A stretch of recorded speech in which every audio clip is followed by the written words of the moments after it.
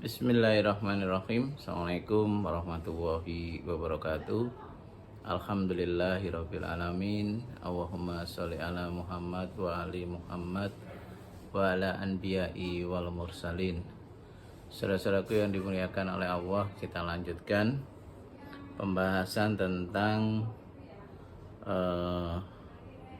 rojak ya, rojak nahum yunfikun, yakni sebenarnya kalau saya memahami dari pendekatan kecerdasan kolbu bahwa rojak nahum itu adalah semua hal yang Allah berikan kepada kita itu tanpa kecuali, ya, tidak hanya menyangkut masalah uang, ya, tapi semua yang menjadikan kita itu lebih baik.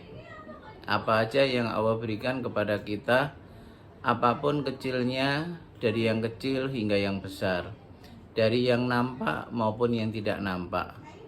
Contoh hal yang tidak nampak yakni kita diberi kesadaran untuk beribadah, kita diberikan kesehatan, kita diberikan banyak hal yang menyangkut kasih sayang, ya. Itu semua adalah suatu anugerah yang Allah berikan, sampai kepada hal yang kelihatan, uang, mobil, rumah, dan lain sebagainya. Maka di situ jelas bahwa semua yang Allah berikan kepada kita itu akan nanti dimintai pertanggungan jawab. Dan untuk menjadikan kolbu kita itu mudah membimbing otak sehingga kesadaran diri kita menjadi kuat untuk memberikan apa yang Allah berikan kepada kita, kepada orang-orang yang berhak untuk diberi, maka disitulah kita harus memahami bagaimana kolbu itu bisa hidup, dan hidupnya mampu mempermudah orang untuk memberikan apa yang Allah berikan kepada kita, untuk apa-apa yang atau kepada siapa saja yang Allah perintahkan kepada kita. Jadi ini tolong difahami ya, bahwa rojakna itu ya di dalam ayat tersebut, di dalam pendekatan kolbu madani atau kecerdasan kolbu, itu semua apa yang Allah berikan. Kalau kolbu kita tidak hidup, maka apa yang kita berikan itu cenderung sesuai dengan keinginan kita, ya, masih tetap digandoli sama otak kita. Aku seneng bantu orang-orang yang model seperti ini, saya suka bantu yang seperti itu, ya. Semuanya masih dikelompokkan oleh otak kita. Tapi kalau kita nanti mampu ya menghidupkan kolbu kita, maka nanti siapapun yang dimana Allah perintahkan kita untuk membantu, kita tertarik untuk membantu. Dan kita juga dengan mudahnya untuk memberi sesuatu kepada orang-orang tersebut. Jadi oleh karena itu, jangan pernah lupakan tentang peran kolbu di dalam pembinaan otak. Bukan sebaliknya ya, jadi peran kolbu di dalam pembinaan otak.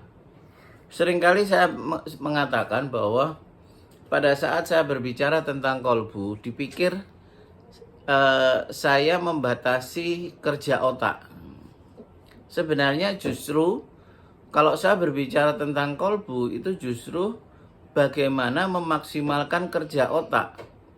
Karena otak itu akan menjadi maksimal jika dibimbing oleh kolbu, bukan dibimbing oleh otak kita langsung. Karena kalau kita dibimbing otak langsung, berarti yang bekerja di situ adalah ego kita, harga diri kita, kesukaan kita, subjektivitas kita. Ya, tapi kalau kolbu itu sesuatu yang objektif, sesuatu yang memang itu penuh dengan kemanfaatan. Saudara-saudaraku yang dimuliakan oleh Allah, dan kalau yang saya pahami di dalam hidupnya kolbu, tidak ada cara yang terbaik untuk membimbing otak, terutama di dalam memberikan sesuatu yang sifatnya amal soleh, ya, itu kecuali kemaksimalan kita di dalam ibadah sholat.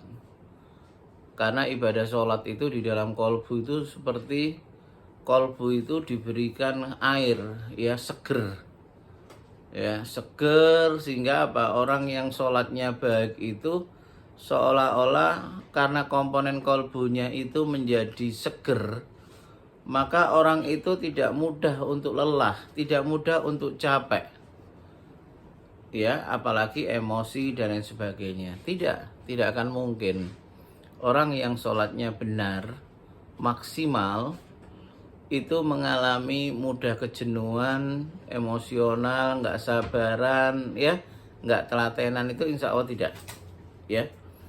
Jadi bisa difahami ya, bahwa semakin kita belajar maksimal di dalam mengimani Allah, di dalam sholat, maka kolbu kita menjadi seger, nikmat, sehingga kita nggak gampang lelah.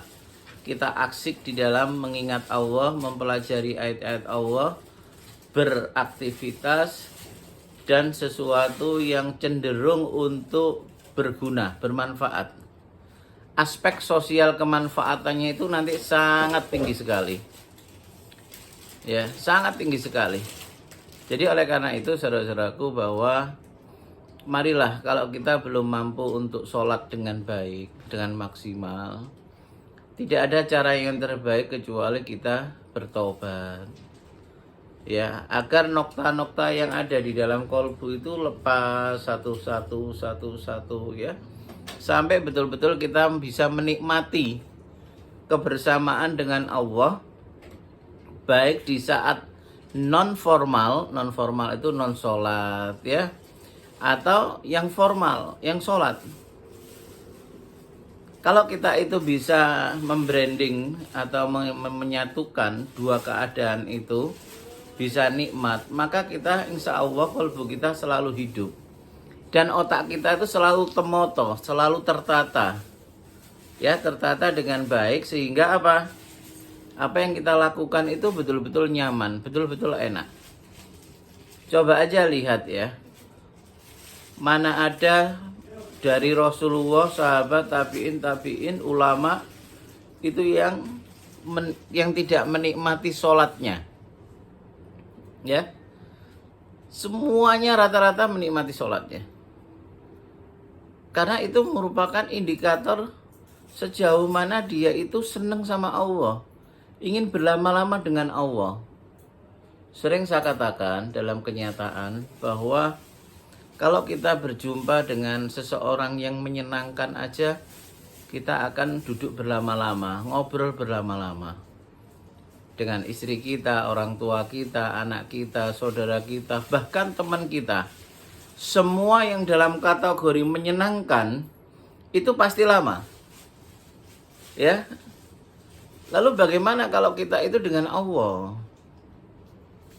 Kalau kita memang ingin tahu sejauh mana sayang kita sama Allah, dekat kita sama Allah, salah satu indikator mutlaknya itu adalah sholat.